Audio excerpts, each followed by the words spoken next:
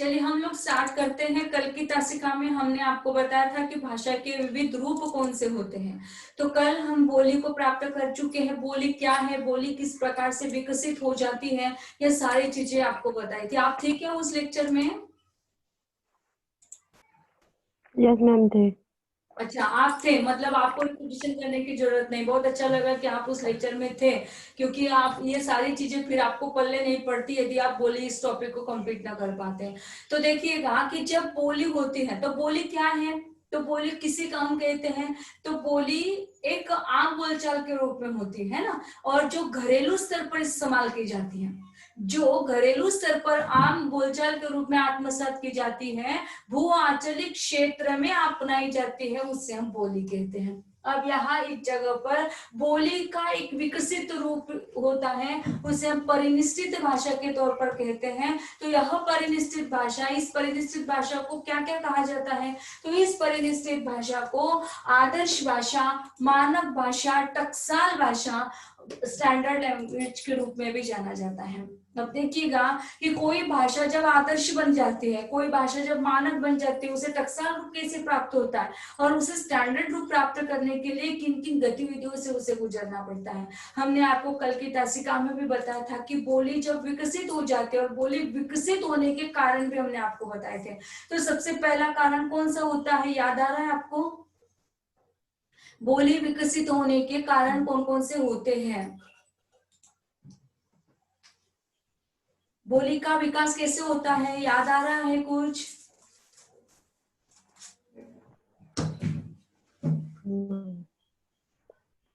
कविता नए से जुड़ी है। उज्ज्वला, आपको याद आ रहा है? हेलो हेलो, हमारी आवाज आ रही है आपको? उज्ज्वला, हमारी आवाज आ रही है? तो हमने आपको बताया था कि जहां पर ये जो बोली होती है, यह बोली जब शिक्षा के तौर पर अपनाई जाती है, व्यापार के तौर पर अपनाई जाती है, राजनीति के तौर पर अपनाई जाती है, बताया था, याद आ रहा है अभी, है ना कि नहीं?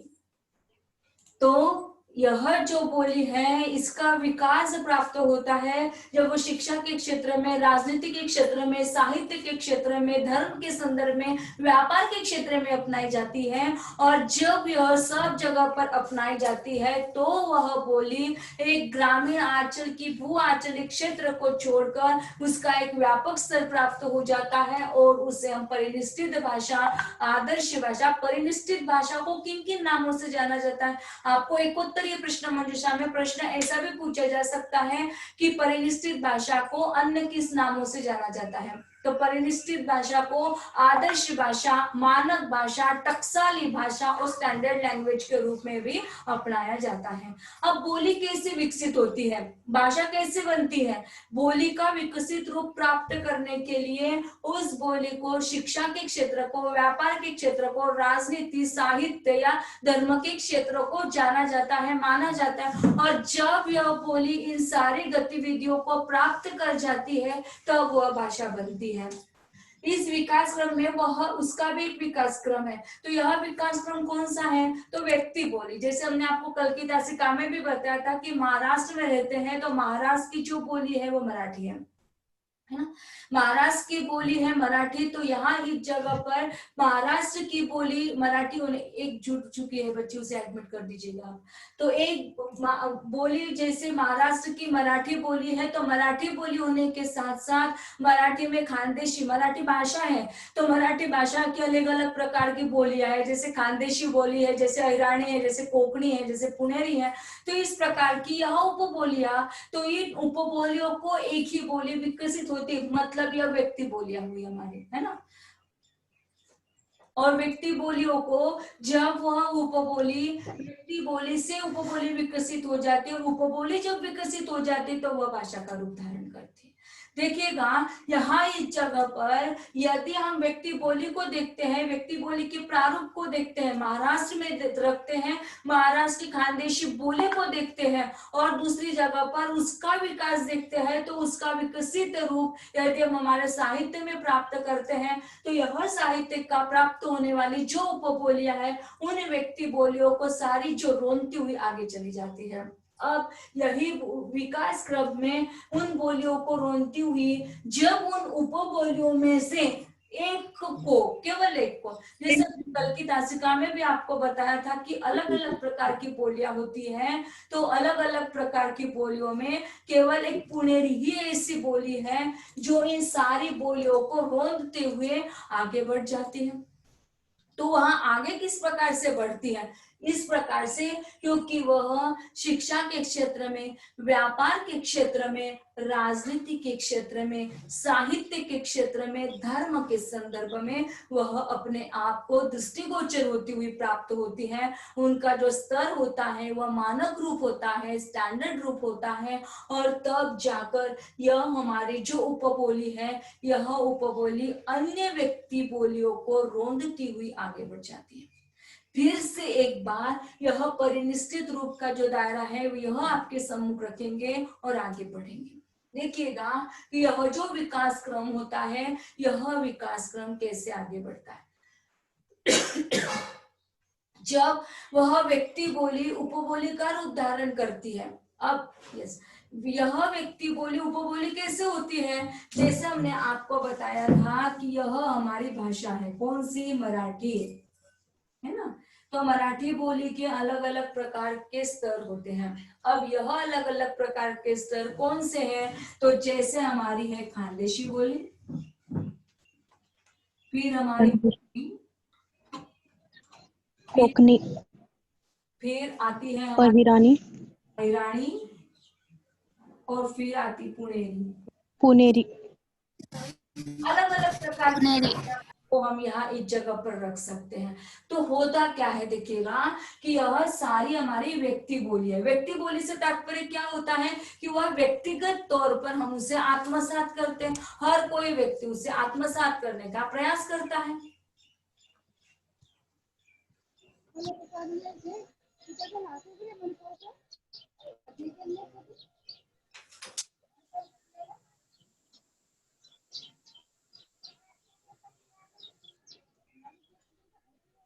और जब यह व्यक्ति बोली एक प्रकार से यदि हम कहें कि इन सारी बोलियों को रोंदती हुई आगे चली जाती है ना, तो यह व्यक्ति बोली यहाँ इस जगह की यह जो बोलियां हैं इसे हम व्यक्ति बोली कहेंगे।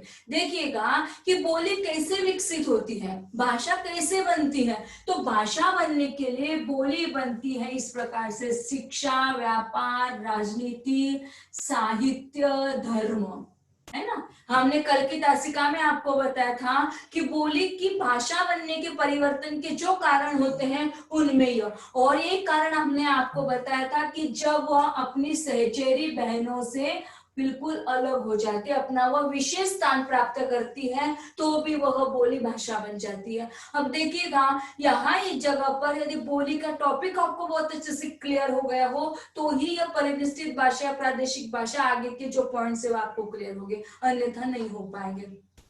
तो यहाँ इस विकास क्रम में व्यक्ति बोली उपबोली का रूप धारण करती है और यही उपबोली भाषा का रूप धारण करती है। तो सबसे पहले हमें तय करना होगा कि यह व्यक्ति बोली कौन सी होती है। तो व्यक्ति बोली का एक उत्तम उदाहरण, चूंकि आप सभी लोग महाराष्ट्र में रहते हो, मराठी को जानते हैं, खानदेश में रहते खानदेशी को भी जानते हैं, तो अतः हम मराठी के एग्जाम्पलों को आपके सम्मुख रखेंगे। तो मराठी की बोलियों में खानदेशी है, कोंकणी है, अहिरानी है और पुनेरी है। तो होता क्या है, अब जिस प्रकार से हम मराठी की इन भाषा की बोलियों को देख चुके हैं, व्यक्ति की बोलियों को देख चुके, ठीक उसी प्रकार यहाँ इस जगह पर हमारी हिंदी की भी बोलियां होती है। जैसे हिंदी की बोली है अवधी, ब्रज, भोजपुरी, मारवाड़ी, खड़ी बोली, इस प्रकार की अलग अलग प्रकार की बोलियां हैं। है ना।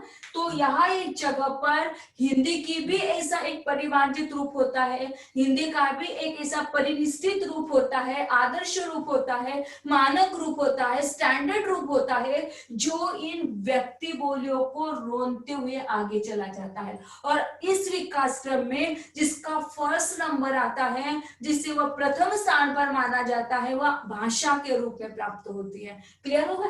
केवल आपको इस पंक्ति को समझा रहे हैं, केवल इसी पंक्ति को आपको समझा रहे हैं कि यह जो विकास क्रम होता है, यह विकास क्रम व्यक्ति बोली के साथ उपबोली और फिर उपबोली के पश्चात भाषा का रूप कैसे धारण करता है। चूंकि व्यक्ति बोली केवल एक दूसरे के साथ होती, भू आंचलिक प्रदेश में वह रहती है, किसी एक विशिष्ट भू प्रदेश में वह बोली बोली जाती है, तो वह बोली व्यक्तिगत बोली के रूप में व्यक्ति बोली के तौर पर पाई जाती है। और व्यक्ति बोली का उत्तम उदाहरण यदि हम चाहते हैं तो हमारी मराठी भाषा के साथ प्राप्त होने वाली हमारी खानदेशी, कोंकणी, अहिराणी और हमारी पुणेरी। तो व्यक्ति बोली जब विकसित हो जाती है, तो व्यक्ति बोली विकसित कैसे होती है, तो इसके लिए हमने आपको बताया कि जब वह बोली शिक्षा के क्षेत्र में अपनाई जाती है, जब वह बोली राजनीति के क्षेत्र में अपनाई जाती है, जब वह बोली धर्म के क्षेत्र में अपनाई जाती है, जब वह बोली साहित्य के क्षेत्र में बोली जाती है, जब वह बोली व्यापार के क्षेत्र में अपनाई जाती है, तब वह व्यक्ति बोली विकसित होकर उपबोली का रूप धारण करती है। और यह उपबोली जब विकसित होती है तब वह भाषा का रूप धारण करती है, और तब वह भाषा मानक भाषा के रूप में, परिनिष्ठित भाषा के रूप में, आदर्श भाषा के रूप में, स्टैंडर्ड लैंग्वेज के रूप में हम सबके सम्मुख आती हुई दिखाई देती है। इतना क्लियर हुआ आपको? आगे बढ़े? Yes ma'am. ओके जी मैम। अब देखिएगा कि जब ये विकास क्रम चल रहा है, इस विकास क्रम में एक ही बोली है, इस विकास क्रम में बोलियों को रोनते हुए आगे जब उन उपबोलियों में से एक ही को, है ना, हमने आपको कल की तासिका, परसों की तासिका में भी बताया था कि लेक्चरर सभी को एक जैसा पढ़ाता है ना, हर कोई प्राध्यापक अपने अपने ढंग के अनुरूप सारे बच्चों को पढ़ाता है, लेकिन किसी एक ही बच्चे का नंबर फर्स्ट आता है। क्यों? कैप्चर करने की उसकी पावर जो होती है, कैप्चर पावर, या हम उसे कहें कि उसकी आकलन क्षमता, ग्रहण क्षमता, ये उसकी कंसंट्रेशन पावर, इस पर डिपेंड करता है, उसकी सेंसिटिविटी पर डिपेंड करता है कि वह बच्चा क्या ले रहा है। तो यहाँ एक जगह पर भी वह बोली जो भी कोई बोली होती है, उन बोलियों का मानक रूप, स्टैंडर्ड रूप उसी बोलियों के आधार पर निहित होता है कि उस बोली की व्याकरणिक संरचना किसे कहा जाएगा। तो व्याकरणिक संरचना का आधार जितना परिमार्जित होगा, जितना स्टैंडर्ड होगा, उतनी ही वह जो बोली है, उतनी वह बोली अन्य बोलियों को रोंदते हुए वह उन उपबोलियों में से चली जाएगी, और वह उपबोलियों में से किसी एक को ही जब आदर्श या परिनिष्ठित रूप प्राप्त हो जाएगा, तब वह भाषा उस संपूर्ण क्षेत्र की आदर्श या मानक भाषा कहलाएगी। अब आप हमें यह बताइएगा कि यह जो परिनिष्ठित भाषा है, यह परिनिष्ठित भाषा आदर्श भाषा के रूप में भी जानी जाती है, मानक भाषा के रूप में भी जानी जाती है, टकसाली भाषा के रूप में भी जानी जाती है, उसे हम स्टैंडर्ड लैंग्वेज के रूप में भी कहते हैं। तो क्या आपको लगता है कि इनमें से मराठी में या हिंदी में इन दोनों की परिनिष्ठित भाषा कौन सी होगी? यह हमारा सवाल है। कौन सी होगी? मराठी की?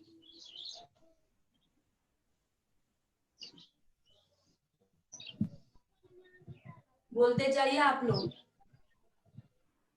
मराठी का परिनिष्ठित रूप कहाँ पर प्राप्त होता है? कौन से ऐसी व्यक्तिगत बोली है जो उपबोली का रूप धारण कर चुकी है, और कौन से ऐसी उपबोली है जो इन अन्य बोलियों को रोनते हुए आगे चल गई है? बताइएगा। हम पुनेरी। Puneri, very good. पुणेरी इसलिए भी है क्योंकि पुणेरी शिक्षा के क्षेत्र में अपनाई जाती है, व्यापार के क्षेत्र में अपनाई जाती है। पुणेरी यह राजनीति के क्षेत्र में अपनाई जाती है पुणेरी, यह भाषा साहित्य के क्षेत्र में अपनाई जाती है, धर्म के क्षेत्र में अपनाई जाती है ना, इसलिए पुणेरी। अब हम हिंदी की यदि चर्चा करते हैं तो हिंदी में अवधी है, ब्रज है, खड़ी बोली है, भोजपुरी है, मारवाड़ी है। तो क्या आपको लगता है कि सारी बोलियों में से कौन सी एक ऐसी बोली होगी व्यक्तिगत बोली के रूप में जो इस प्रकार के सभी दायरों की सभी परीक्षाओं को वह पास करती होगी और वह उपबोली का रूप धारण करती होगी और वह उपबोली बाकी के अन्य बोलियों को रोनते हुए आगे चली गई और फिर वह भाषा के रूप में एक आदर्श भाषा, एक मानव भाषा, एक टकसाली भाषा, स्टैंडर्ड लैंग्वेज के रूप में हम सबके सम्मुख आए? कौन सी वह भाषा है? हमारा सवाल जैसे मराठी के संदर्भ में था, वही सवाल हमारा हिंदी के संदर्भ में भी है। कहीं ऐसा ना हो जाए दोस्तों कि हम एक तरफा ही चले जा रहे हैं और एक तरफा चलते चलते हम ही आगे चले जा रहे हैं और आपके कुछ समझ में ही नहीं आ रहा है। कहीं ऐसा ना हो जाए, इसलिए बीच बीच में आप सभी लोगों के सामने रखना ये नितांत आवश्यक है। बोलते जाइएगा अभी आप लोग। अब आपकी बारी है कि कौन सी ऐसी बोली है कि जो अन्य बोलियों को रोनते हुए आगे चली गई। हिंदी की कौन सी ऐसी बोली है जिसका आज परिमार्जित रूप हम देख रहे हैं, आज परिनिश्चित रूप हम उसे देख रहे हैं, आज के स्टैंडर्ड लैंग्वेज के रूप में हम उसे आत्मसात करते? कौन सी ऐसी बोली है? क्या अवधि हो सकती है? क्या हो सकती है? बोलिए, आप लोगों को बोलने के लिए समय दिया है हमने।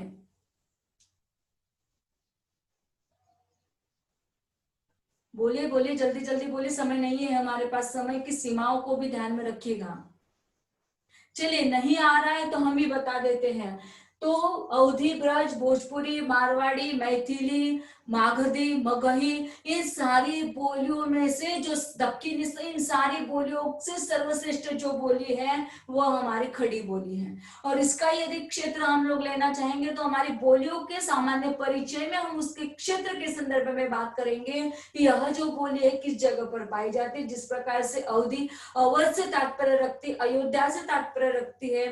ब्रज, यह भाषा ब्रज बोली से तात्पर्य रखती है, ब्रज मंडल से तात्पर्य रखती है। और फिर भोजपुरी भोजपुर से तात्पर्य रखती है। तो यहाँ की खड़ी बोली कहाँ से तात्पर्य रखती होगी? तो यह खड़ी बोली जो है वह दिल्ली की और दिल्ली के आसपास के पड़ोस में बोली जाती है। और यह खड़ी बोली जहां पर हम शिक्षा की बात करते हैं, जहां पर हम साहित्य की बात करते हैं, जहां पर हम शिक्षा, साहित्य, व्यापार की बात करते हैं, धर्म की बात करते हैं, राजनीति की बात करते हैं, तो जिस प्रकार से पुनेरी में हम सभी दायरों को पार करते हुए दिखाई देती है, ठीक उसी प्रकार से हमारी यह जो खड़ी बोली हिंदी है इन सारे प्रारूपों को पार कर देती है, इन सारी बोलियों को रोनते हुए आगे चली जाती है और वह व्यक्ति बोली उपबोली का रूप धारण करती है। और यही उपबोली एक दिन परिनिश्चित भाषा के रूप में हम सबके सम्मुख आती है, आदर्श भाषा के रूप में हम सबके सम्मुख आती है, मानव बन जाती है, टकसाली रूप उसे धारण कर दिया जाता है और वही भाषा स्टैंडर्ड लैंग्वेज के रूप में भी अपनाई जाती है। यहाँ तक क्लियर हुए आप लोग? आगे बढ़ना है या फिर से एक बार ऊपर का बताना है? हमारा समय कम है इसलिए हमने बोर्ड पर पहले से लिख दिया है आप लोगों को, ताकि ये क्लियर हो जाए, जल्दी जल्दी हमारा सिलेबस को हम आगे बढ़ा पाए। इतना क्लियर हुआ है? यहाँ तक हम आए हैं तो क्या इतना आपका लर्न हो गया अच्छी तरीके से? आप लोगों ने उसे राइट डाउन कर लिया या किसी को कोई प्रश्न है? प्रश्न होते हैं तो आप डालिए, बोलते चले जाइए, क्योंकि आपके माइक भी ऑन कर दिए हैं। आप बोलते जाइएगा तो हम आपके प्रश्नों का आंसर देते जाएंगे।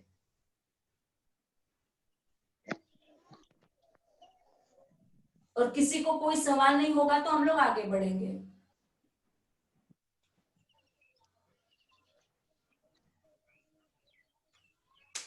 आप बोल नहीं पा रहे हो, क्या मतलब है इसका, हम क्या समझे?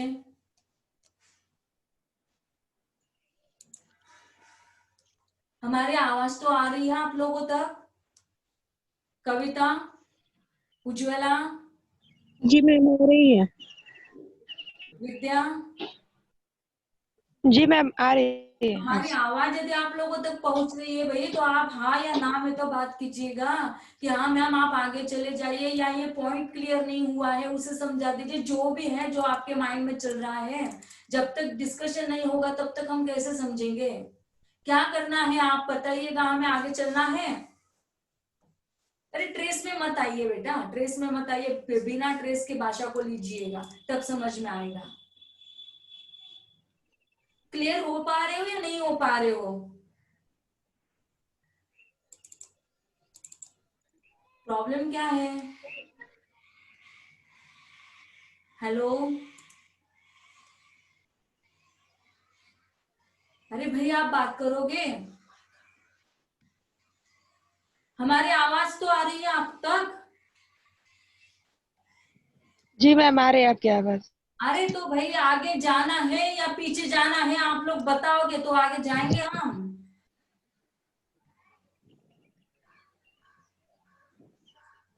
अरे यार क्या चल रहा है, मेरी समझ में नहीं आ रहा है। इतना क्लियर हुआ?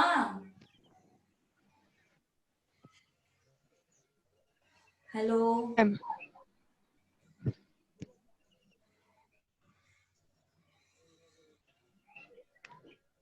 अरे भाई लेक्चर को स्टार्ट करना है या ऐसे ही बीच में गूंगे के जैसे बने बैठते हैं, क्या करना है? वैशाली, उज्ज्वला, चलिए आप आपके कैमरों को खोल दीजिएगा, खोल दीजिए, हम आपसे देखना चाहते हैं, मिलना चाहते हैं। खोल दीजिए आप अपने कैमरे को ऑन कर दीजिए। विद्या, उज्ज्वला, कविता, अरे यार मुझे समझ में नहीं आ रहा है क्या करना है, क्या करूं, आगे जाऊं या पीछे रह जाऊं? ये टॉपिक क्लियर हुआ आपको या नहीं हुआ? रिपीट करना है या आगे जाना है? आगे जाए मैम, क्लियर हो गया। कौन बात कर रहा है, आपका नाम पता चल सकता है हमें? कविता।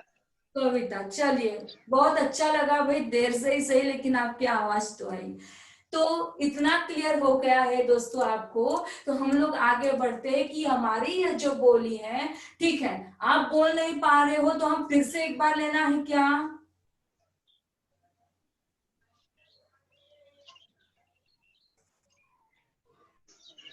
जी मैम। हाँ क्या, विद्या बोलिए। मैम, मुझे वो पहला चैप्टर क्लियर नहीं हो रहा।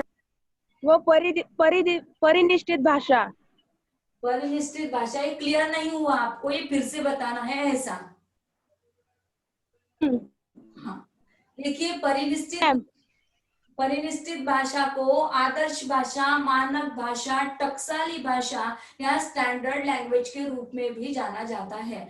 आपको आपके एग्जाम में प्रश्न ऐसा पूछा जाएगा कि परिनिष्ठित भाषा को अन्य किन नामों से जाना जाता है, तो आपको लिखना होगा परिनिष्ठित भाषा को आदर्श भाषा, मानक भाषा, टकसाली भाषा या स्टैंडर्ड लैंग्वेज के रूप में जाना जाता है। यह वाक्य क्लियर हो गया आपको?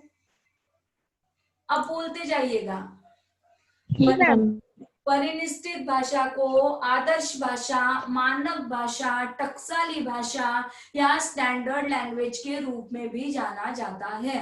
अब देखिएगा कि बोली यह जो होती है, यह बोली, यह पॉइंट अपना अलग है। अब कैसा अलग है? क्योंकि भाषा के विविध रूप में हमने आपको कल की तासिका में बताया था कि यह बोली पॉइंट होता है। अब बोली कैसे विकसित होती है? अब आज यदि हम लोग हिंदी भाषा को आत्मसात कर रहे हैं, इस परिनिष्ठित भाषा को आत्मसात कर रहे हैं, तो निश्चित ही तौर पर यह जो बोली है, यह बोली का ही प्रारूप है ना? आप लोग कल की तासिका में नहीं थे, जो परसों की तासिका हमारी हुई, तो भाषा के विविध रूपों में पहला जो शब्दावली था, बोली या पॉइंट था, उससे हम लोग हल कर चुके हैं। वह यदि आप लोगों ने लेक्चर को अटेंड किया होता तो शायद ये प्रॉब्लम ना आई होती, लेकिन कोई बात नहीं। तो यह जो बोली है, यह बोली कौन सी होती है, यह हमने इन शॉर्ट में आपको यहाँ इस जगह पर बता दिया, देखिएगा। यदि आप बोर्ड की पिक निकालना चाहें तो समझ में आ रहा हो तो आप उसे लिख सकते हो या नहीं, मुझे नहीं पता।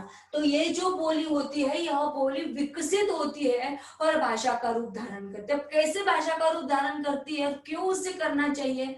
तो बोली जब वह साहित्य के क्षेत्र में, जब वह राजनीति के क्षेत्र में, जब वह धर्म के क्षेत्र में, यहाँ पर लिखा हुआ है, जब शिक्षा के क्षेत्र में, व्यापार के क्षेत्र में, है ना, राजनीति के संदर्भ में, साहित्य के संदर्भ में जब वह अपनाई जाती है, जब यहाँ शिक्षा के साथ अपनाई जाती है, साहित्य के साथ अपनाई जाती है, धर्म के साथ अपनाई जाती है, कोई भी बोली, तो यहाँ पर इस जगह पर मराठी की जितनी भी बोलियां हैं उन बोलियों को रोनती हुई कोई एक ही बोली आगे चली जाती है। क्योंकि कल की तासिका में हमने आपको जिस प्रकार का एग्जाम्पल दिया था, उस एग्जाम्पल का जो दायरा है, या एग्जाम्पल जो जैसे दो सहेलियों का उदाहरण हमने आपको बताया था, खानदेशी बोली का उदाहरण आपको बताया था, वह बोलियों का स्तर किसी भी किताबों की भाषा में प्राप्त नहीं होता। जैसे आज अपने आम बोलचाल के स्तर पर बोलते हैं, वैसा बोलचाल का प्रारूप हमें किसी भी जगह पर प्राप्त नहीं होता। और जब इस प्रकार का दायरा हम लोगों को प्राप्त नहीं होता, कोई भाषा आदर्श तभी बन सकती है दोस्तों, जब वह भाषा विकसित हो जाती है, और विकसित होने के लिए उसे उपबोली का रूप धारण करना पड़ता है। क्योंकि यह जो उपबोली होती है, यह अलग अलग प्रकार के इस क्षेत्र में जब अपनाई जाती है, तभी उस बोली को उपबोली का स्तर दिया जाता है, और तभी यह उपबोली विकसित होकर भाषा बन जाती है। यहां तक क्लियर हुआ आपको?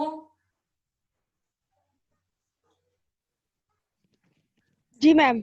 ओके। अब इस विकास क्रम में जब इसका विकास चलता है बोली का भाषा बनने का, तो इस विकास क्रम में जो व्यक्ति बोली होती है, मतलब हमारी खानदेशी बोली है, एक व्यक्ति बोली है, तो इस व्यक्ति बोली को क्या करना पड़ता है, उपबोली का रूप धारण करता है। अब इसकी उपबोली कौन सी होगी? खानदेशी में प्राप्त होने वाली अनेक प्रकार की बोली, हिरानी और पुणे, है ना।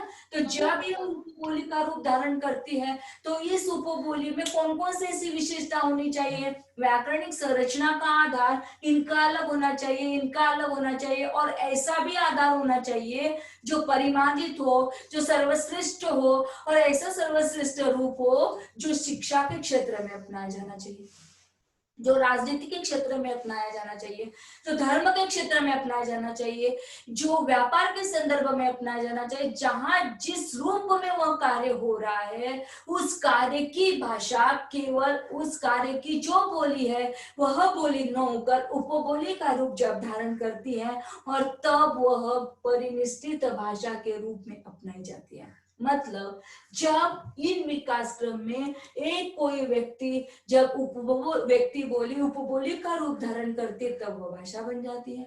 और अन्य बोलियों को रोनती हुई जब वह उपबोली आगे बढ़ जाती है, तब उस उपबोलियों में से किसी एक को ही जब आदर्श या परिनिष्ठित रूप प्राप्त हो जाता है, तब वह भाषा उस संपूर्ण एरिया की, उस संपूर्ण क्षेत्र की आदर्श या मानक भाषा कही जाती है।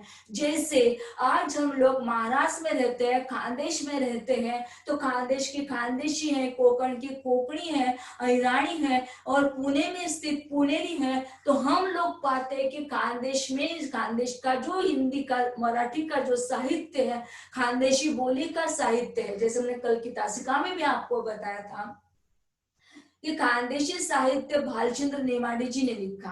कोसला या कादंबरी जो उपन्यास उन्होंने लिखा, मराठी की कादंबरी, मराठी में उपन्यास को कादंबरी कहा जाता है। तो कोसला इस कादंबरी को लिखने के पश्चात वह बहुत अच्छी तरीके से फेमस हो गए, भालचंद्र नेमाडे जी। लेकिन क्या उनके एकमात्र साहित्य की रचना को देखकर उन बोलियों को आदर्श रूप प्राप्त होगा? तो नहीं दोस्तों।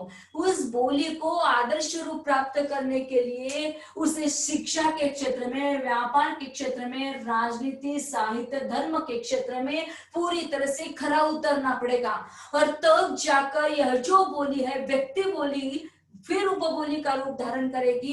उन उपबोलियों में व्याकरणिक संरचना का पूरा आधार होगा, और तब वह व्यक्ति आदर्श भाषा के रूप में अपनाई जाएगी, मानक भाषा के रूप में अपनाई जाएगी।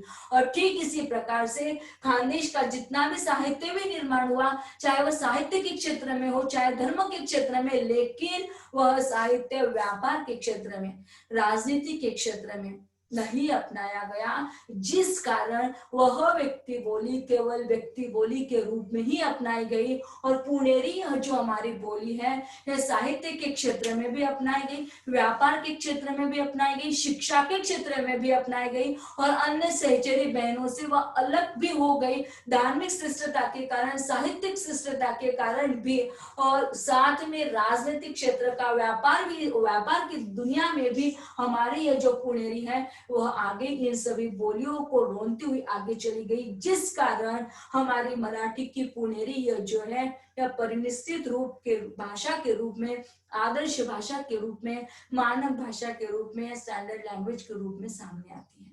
ठीक उसी प्रकार अब यहां तक क्लियर हुआ? यहां तक क्लियर हुआ? जी मैम। ओके, अब हम लोग जी हाँ।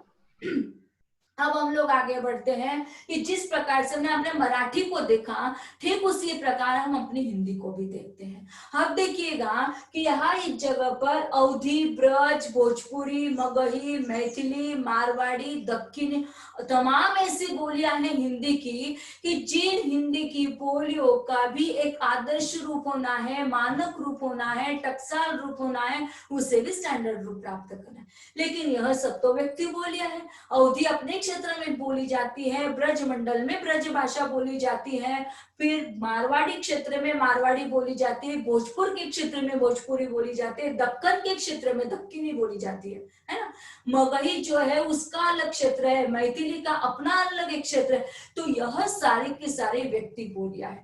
फिर ऐसी कौन सी खासियत रही होगी, कौन सी ऐसी विशेषता रही होगी कि उन विशेषताओं को मद्देनजर रखते हुए यह हमारी खड़ी बोली अत्यंत स्टैंडर्ड रूप को प्राप्त हो गई। और वह जब उपबोली का रूप धारण कर लेती है तो उपबोली पर व्याकरणिक संरचना का आधार जुड़ जाता है, और जब व्याकरणिक संरचना का आधार अपनी खड़ी बोली पर लग जाता है तो वह अन्य बहनों से अलग हो जाती है। मतलब तय है कि यहाँ इस जगह पर हमारी शिक्षा के क्षेत्र में, व्यापार के संदर्भ में, राजनीति के संदर्भ में, साहित्य के संदर्भ में, धर्म के संदर्भ में जब हमारी यह खड़ी बोली रूप अपनाया जाता है तब यह खड़ी बोली का आदर्श एवं मानक रूप सभी के सामने आता है। धर्म के संदर्भ में भी प्राप्त होता है, साहित्य के भी संदर्भ में प्राप्त होता है, शिक्षा के संदर्भ में भी प्राप्त होता है, और इस प्रकार से हर क्षेत्र में अपनाया जाने वाला यह जो बोली है उपबोली का रूप धारण करती है।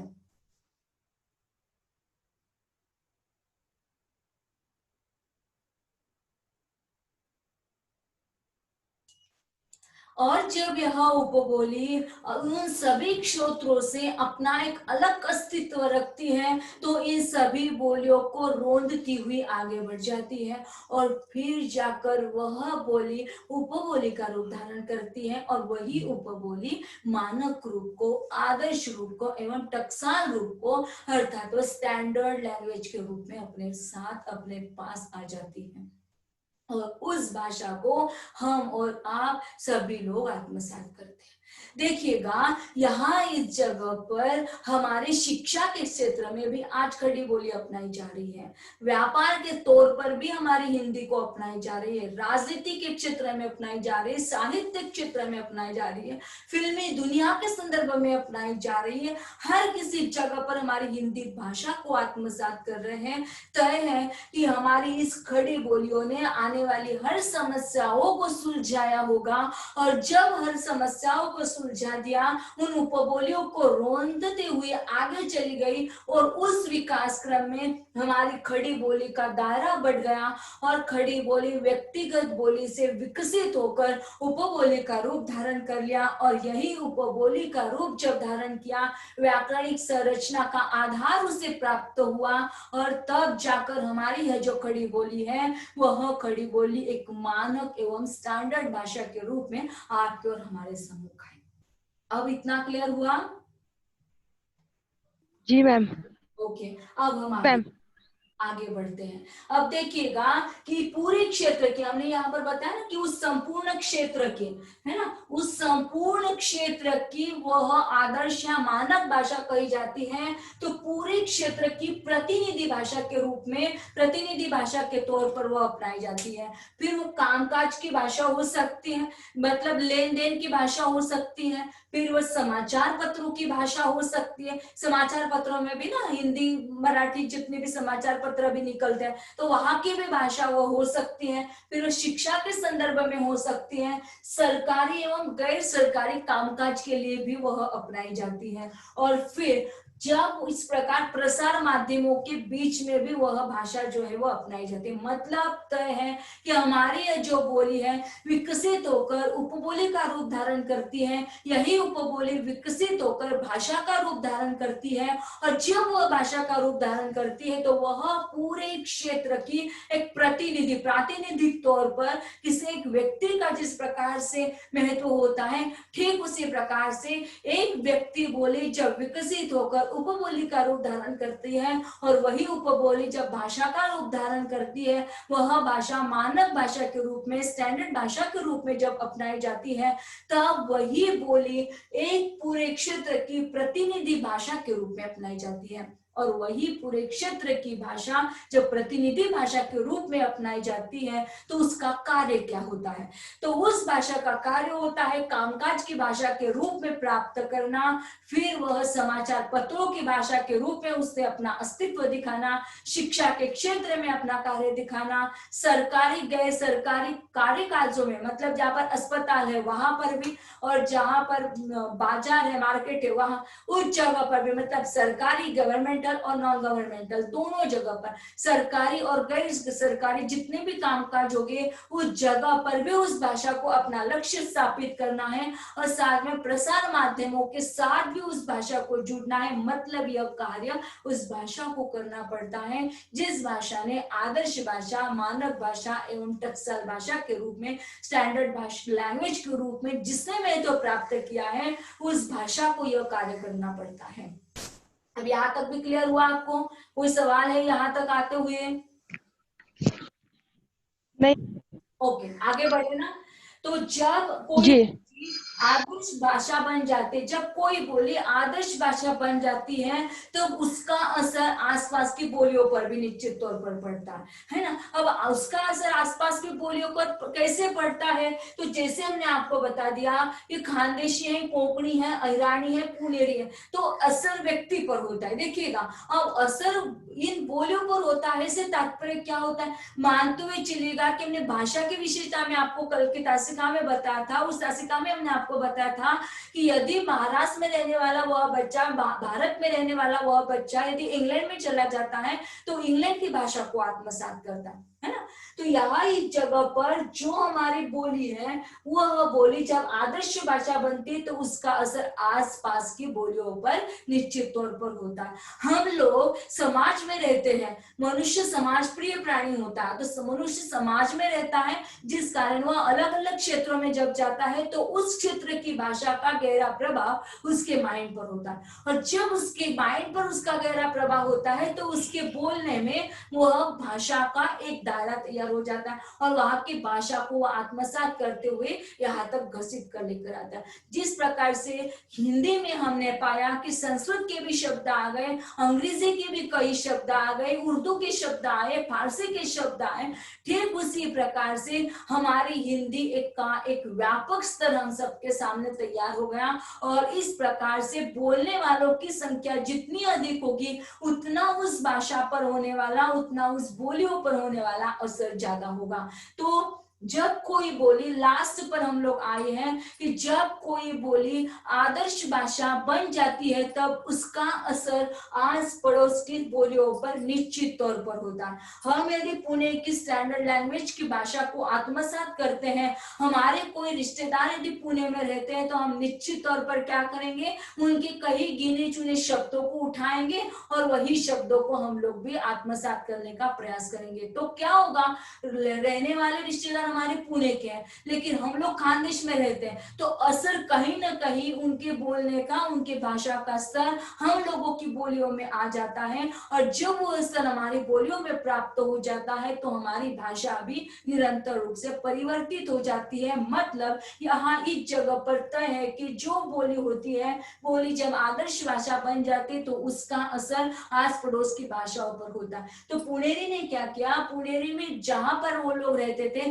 ईरान जो लोग रहते थे उन लोगों पर उन्होंने अपना असर छोड़ दिया। फिर वही असर जो मराठी के संदर्भ में हम लोग देख चुके, वही असर हमारे हिंदी में भी होता है। खड़ी बोली के क्षेत्र में यदि हम लोग चले जाते तो वहां की स्टैंडर्ड लैंग्वेज जो है, मानक रूप हमारा जिस प्रकार से देहलवी का पाया जाता है, दिल्ली का पाया जाता है, तो वही दिल्ली का मानक और स्टैंडर्ड रूप हम लोग अवधी और ब्रज भाषा के रूप में भी पाते हैं, और धीरे धीरे वह अपना अस्तित्व खोते हुए दिन पर दिन यह प्राप्त होता है। जिस प्रकार खड़ी बोली पर असर हुआ ब्रज बोली का, अवधी भोजपुरी को उसने क्या किया, खड़ी बोली ने प्रभावित कर दिया। और जब हम किसी व्यक्ति से प्रभावित हो जाते हैं, देखिएगा, बड़े ध्यान से सुनिएगा, जब हम कोई व्यक्ति से प्रभावित हो जाते हैं तो व्यक्ति के क्वालिटी को देखते हैं, व्यक्ति के गुणों को देखते हैं, और उनके गुणों को हम आत्मसात करने का प्रयास करते हैं। चाहे उनके हेयर स्टाइल से प्रभावित हो जाते हैं, चाहे उनके हम कपड़ों से, जो भी हमें पसंद आता है तो हम उन्हें पसंद करने का जब प्रयास करते हैं, तो ठीक ढंग से यहाँ इस जगह पर भी आ जाइएगा, आप अपने पहचान वाले लोगों से दूर चले जाकर यहाँ इस जगह पर आ जाइएगा, और यहाँ इस जगह पर हमारी ये जो खड़ी बोली है, यह खड़ी बोली फिर ब्रज को प्रभावित करती है, अवधी को प्रभावित करती है, भोजपुरी को प्रभावित करती है, और ठीक इस प्रकार से बोली विकसित होकर भाषा का रूप जब धारण करती है, तब उस पर व्याकरणिक संरचना का आधार होता है, और हिंदी को जब महत्व प्राप्त हुआ तब आसपास की बोलियां भी समाप्त होने लगी। अभी हमारा लास्ट वाला पॉइंट बाकी है कि हमारी ये जो भाषा है, यह भाषा दो रूप में प्राप्त होती है। यह मानक भाषा के रूप में भी होती है और लिखित भाषा के तौर पर भी प्राप्त होती है। यहाँ इस जगह पर हमारा ये जो पॉइंट है यह क्लियर हो गया, परिनिष्ठित भाषा। तो यह पॉइंट हमारा अब समाप्त हो चुका है, और शायद हमारे समय की सीमा भी समाप्त हो गई है। कल की तासिका में मिलेंगे हम प्रादेशिक के तौर पर। गूगल फॉर्म आपको कल परसों का भी डाल देंगे, उसे भी आप लोगों को फिलअप कर लेना है, ठीक है? जी मैम।